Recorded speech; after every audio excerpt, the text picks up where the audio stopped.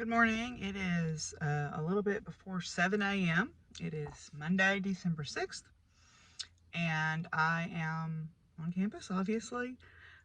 It's our final this morning is for my majors class at 8 a.m. The plan is I didn't give them actually a final. What I did was there's two things. The first thing is their fourth exam, which was about nuclear physics and atomic physics. I had them write a position paper on nuclear power because part of what we've been doing this semester is talking about science communication and the role of science in the public sphere.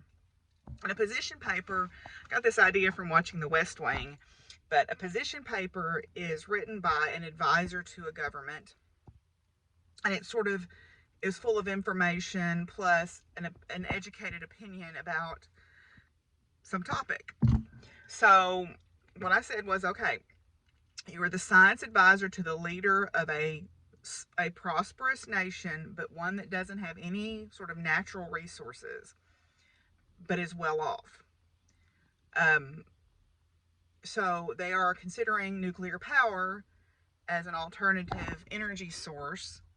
So what your job is to write a dossier to explain what is nuclear power, how does it work, what are the advantages, what are the disadvantages, then make a recommendation and back your recommendation up with the information from your position paper. Then if you make a recommendation for pro-nuclear power, you have to come up with a plan for what you're going to do with the nuclear waste. If you make a recommendation that's anti-nuclear power, you have to come up with a recommendation for another form of energy that the country might be able to use, remembering that they don't have a lot of natural resources. So no natural gas, no fossil fuels, no timber, that kind of stuff. So, yeah, so we'll see. And the other part is there is an article that came out last year about how students and higher ed educators are coping with the pandemic. And since we are still in the pandemic and we're just kind of going through this reentry process, but now we have Omicron coming around, I just wanted to talk how they've been kind of coping with things, right? One of the things that came up in the Teaching Institute reunion was our freshmen this year. It's been 3 years since they've had a full year in a regular classroom. So they came in as freshmen not having any clue about sort of how to cope, really. And that's shown up in the way that they're handling things. I don't think that these students are less resilient. I think this is an extraordinary time in our history, and it takes a lot. I think we're all at low ebb, to be quite honest. And it shows up in our students, so I can't fault them in that way. The other thing too is, we have these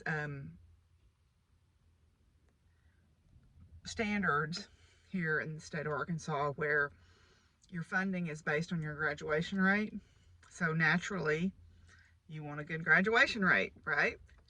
You don't care if they learn that stuff or not, because you're gonna kick that can on down the road until they get out into the workforce, or they get out into higher ed, or they get out into technical school and they can't write or they can't do math, and I mean, I get it. You are pressured. The pressure is twofold, because you've got the pressure coming from your administration of your school saying, we got to get these kids out of here. But then you've got your ethical pressure saying, they need to learn this stuff. So I don't envy K-12 teachers at all. They have got a hard row to hoe. I think tying funding to something like that is kind of ridiculous, because then you create problems. I mean, ours is the same way. We are to some extent tied to completion rate, although we have a little bit more latitude being a higher ed institution. But I think our state I have a lot of feelings about our state legislature. Not a lot of them are positive. Not a lot of them are very positive. But anyway, so I'm gonna go in. I've got some grading to finish up. Then I'm going to go down for our final. I did not sleep worth a flitter last night. I woke up at 1 o'clock and I have been awake since then. I was the calf kind of had me worried a little bit yesterday. I did get her up and that was good, but she was really bloated yesterday and that was worrying me. Frankly, I kind of expected bad news when I went out there this morning, but she was still there. She's still not eating as much as I would like. She'll kind of nibble on her feed and she'll nibble on the hay and everything. So, I don't know what that's about. We'll see. But she's still hanging in there. She's a tough little thing. I've had some suggestions for names, and Tyra suggested Matilda, which means strength in battle. So I think Matilda it is. Matilda, strength in battle, is a good name for her. So anyway, so we are here on campus. We're going to go in and get the day started. Well, one of the things people have been talking about doing is looking up some of the different holidays that occur or different recognition days that occur, just so we can be aware of other things besides what we're focused on. You know, broaden your mind, right? So I decided to quickly look up a couple of things. So December 6th, among the different things that are recognized on this day is National Miners Day. So for people who work in mines, and I'm looking on nationaltoday.com, and it says the National Miners Day timeline, or the National Miners Day, began in 2009, and it was sort of a way to honor and appreciate the sacrifices and accomplishments of miners, because mining is a pretty dangerous profession. I mean, even still, people are killed, you know, way more often than I would be comfortable with. So it's a time to pay attention to the role that miners play in our lives, providing us with basically fuel to run our lives. Another one is it's St. Nicholas Day. So St. Nicholas, you know, Christmas is St. Nicholas, right? But St. Nicholas is derived from Nicholas of Myra. Was a bishop in 4th century Greece, and he was known for selling off his own items and giving the money to the poor. So it's his feast day. So, you know, taking care of those who have less than is always good. It's also Mitten Tree Day, which I really like this one. Mitten Tree Day is a fun holiday that encourages using and giving mittens. Mittens are the perfect solution to keep your hands warm, and can also be a perfect gift for those who do not have a heater or fireplace to keep them warm. So purchase or knit some creative, colorful mittens that you would love to sport when you step out of the house, plus a few extra for someone less fortunate than you.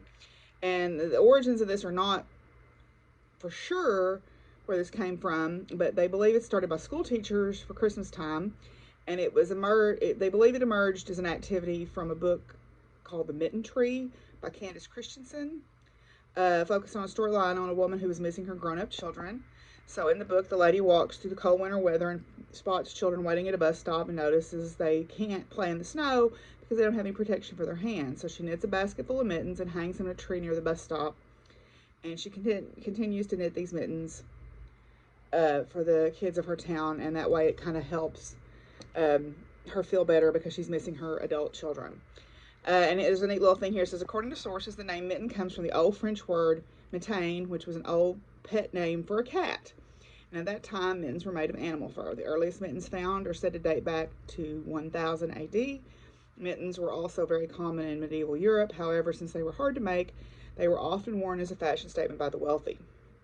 So anyway, so I thought that was pretty cool. Let's see. So what else have we got? National Microwave Oven Day.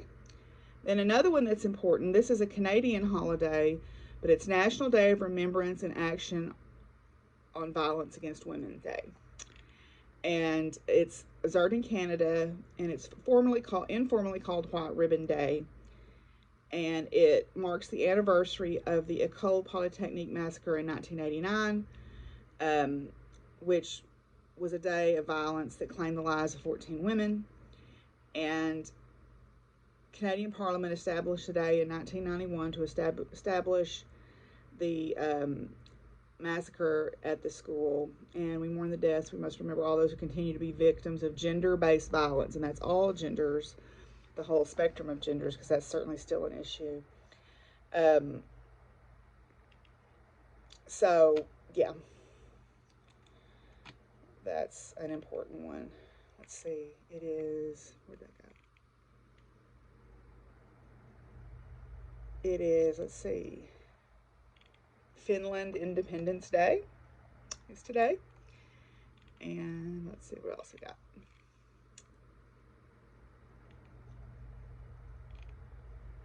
National Gazpacho Day.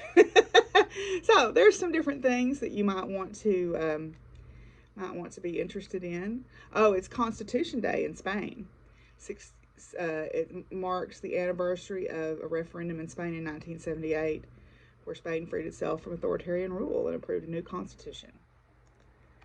And we'll go back and look at the one about Independence Day in Finland too. I have a good friend that lives in Finland. Finland is famous for memorializing their freedom from Russia in 1917 with a gala often held at the presidential palace. So it usually has over 2,000 invited guests and is also broadcast live. And so that's pretty cool. So my friend OT, maybe she's celebrating Finland Independence Day. So yay. All right, so there you go. The more you know, right? Okay, so for today's science segment, I thought I would talk about El Nino and La Nina. We got to talking about it in my majors class today about weather and what kind of winter weather we were expecting. And remember, I cut the persimmon open during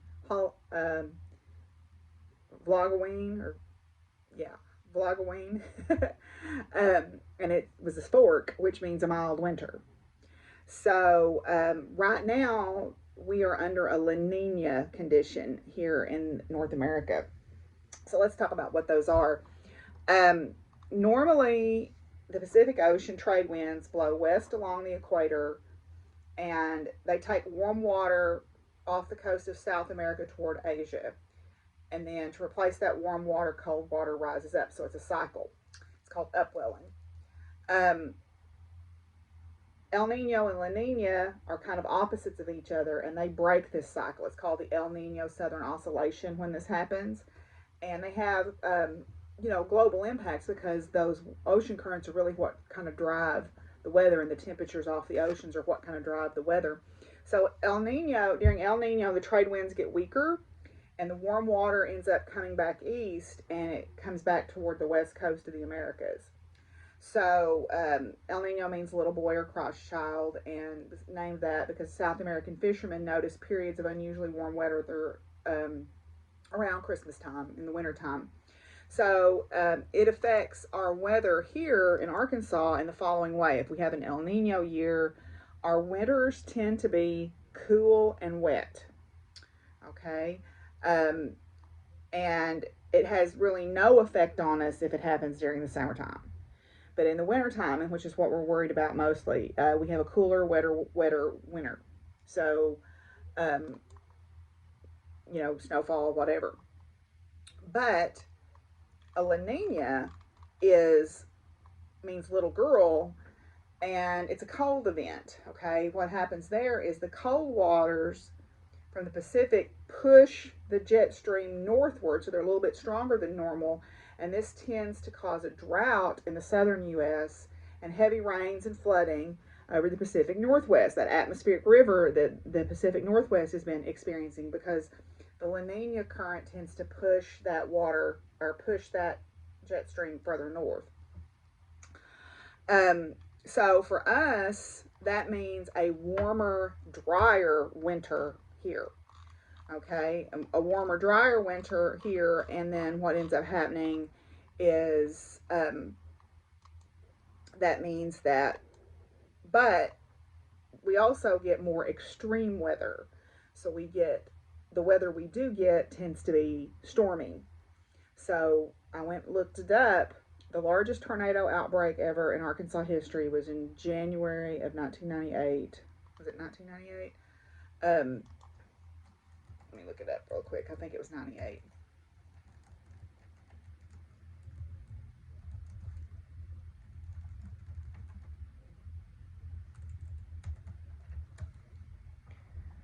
yeah, 99, excuse me. January 21st and 22nd of 99, there were 56 tornadoes those 2 days. That was La Nina year. The Super Tuesday tornado of 2008, which hit my hometown and I remember seeing and running from, was La Nina event. We had a major ice storm in 2000 and in 2009 and in 2013. Those were all La Nina events. So the weather we get is a lot more extreme.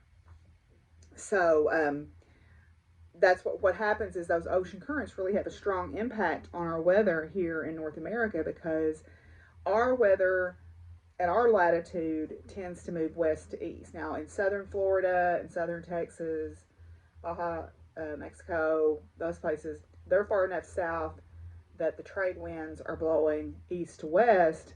But here, we're under the prevailing westerlies because of the global circulation cells, and I've talked about that on the past podcast. But so our winds tend to blow west to east, and so our weather systems tend to move from the Pacific across the continent toward Arkansas.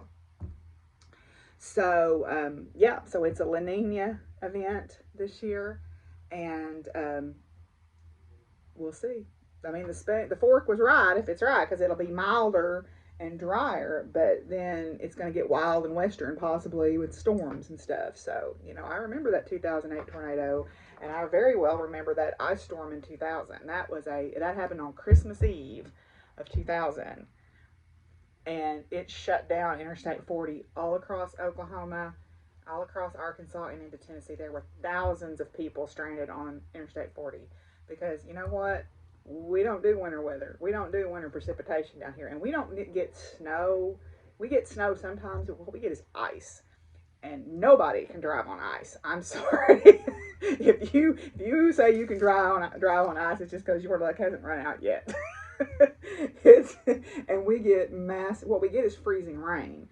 So what ends up happening is you have warmer air aloft, so the rain falls as a liquid, but then you have freezing air at the surface, and as soon as it hits a tree limb or a power line or a road surface, it flash freezes, and you get these coatings of ice on stuff. And it only takes a 1/4 inch of ice to snap a power line. I know this because I used to date a guy that worked for an electrical utility, and he told me that. So I have that straight from the Jack Rabbit's mouth.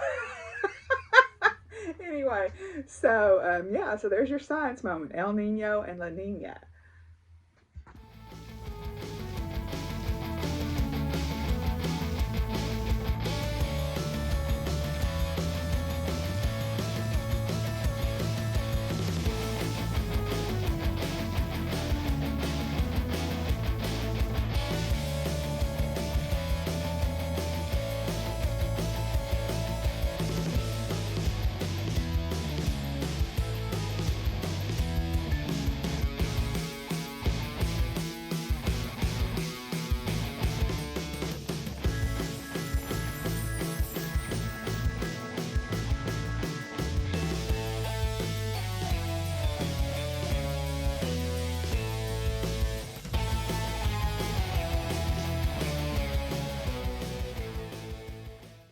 Well, I'm done with my afternoon chores. The calf got up again. Well, I helped her get up, but she was able to help me more this time. And she ate a little bit while she was standing up. I got her to drink about half of her bottle while she was standing up. She's eating better this afternoon too. So that's encouraging. I want to keep making her get up. You know, she tries to move around too much, then she falls back down because she's just still weak. But she's eating more feed, so fingers crossed. Hello. Always gotta find me when I'm talking. I got Seed Saver Exchange in the mail today. Yay! Hope of spring, when the days will be warm and longer and it won't be dark and feel like midnight at 5:30. So the first of the wish books has arrived, as my grandpa used to say. So yeah, I love Seed Savers Exchange. Them and Baker Creek Seeds are some of my favorite territorial seed companies. Good. I like Southern Exposure Seed Exchange. There's a lot of different ones. There's some that help marginalized communities as well. So I try to buy from them. Also like swapping seeds with my friends and my neighbors if I can. I've got quite a few seeds saved up. I'm going to try to do better this year with this coming year with my gardening. Like I said, one of my projects is to try to get my garden straightened up. Hi. Okay, so you got anything else to say? No? Oh, okay, we're done. All right. Bye. Anyway, so yeah, I'm done outside. I'm gonna go inside and open my little presents and probably call it a night on this, and then eat some supper. And I've got to put that brisket in the oven about 1:30 or 2 or 1. Yeah, 1:30 I think is what I figured out. So I'm gonna double check that because you have to cook it in foil for an hour and 15 minutes per pound until it gets to 180 degrees on the meat thermometer. Then the last 45 minutes you open it up and you cook it until it gets to 200, 210 on the meat thermometer. So, and then you let it rest. You let it rest for like 30 minutes. So if I'm ready to walk out the door once I put it in to rest, that'll get me to work. And with it should still be good and warm. And I've got one of those carriers that keeps things warm. So I've got more to say, do we? Okay. Anyway, so yeah. So let's go inside and open some tiny presents. Well, I'm backlit because the sun is just streaming through this window over here, which is nice, but maybe not so great for video. So let's see. So today, Ninja Chicken's December 6th is eggnog. So that sounds pretty obvious, but let's see what Maria has said that's in it. Cocoa powder, chocolate chip. I'm going to skip all that because we know that. Maple sugar, nutmeg, cinnamon, clove, and vanilla are what give it its special flavor. Yay. So there's that. And then we got an extra today. We got a little extra. I don't know what that is. Let's see what the little extra is.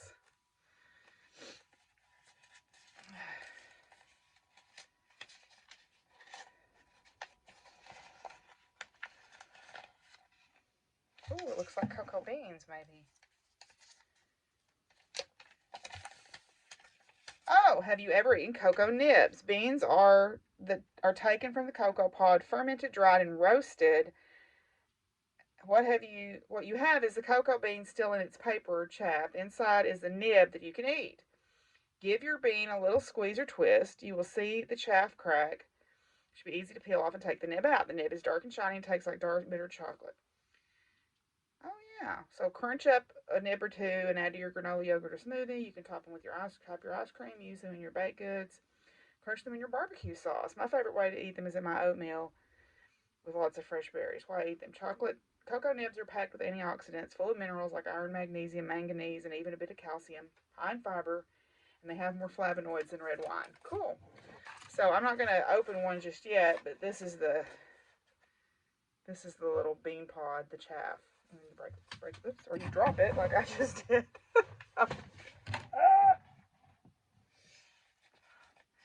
It's been a day, y'all. Anyway, okay, so this is clearly a pattern from Stitchy Box. So the Stitchy Box Holiday Bash Box. So let's see who the pattern is from.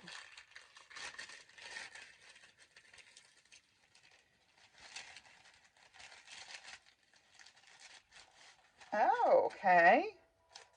Heart in hand, needlepoint. Oh, Christmas Tiny Town. Look at that. How sweet.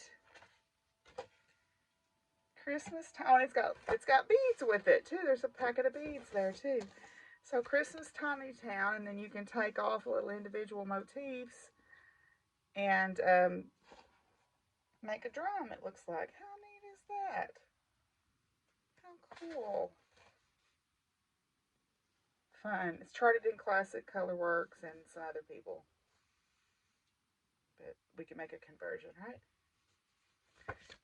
Yay! So there's a sweet little pattern. Let me see if there was a paper inside there. No, there was no paper this time. Okay, so that's where I'm going to end for today. Tomorrow is our potluck, and then we have our senior capstone presentations in the afternoon. So we'll do that. I hope y'all are doing good, and I'll see y'all tomorrow. Bye.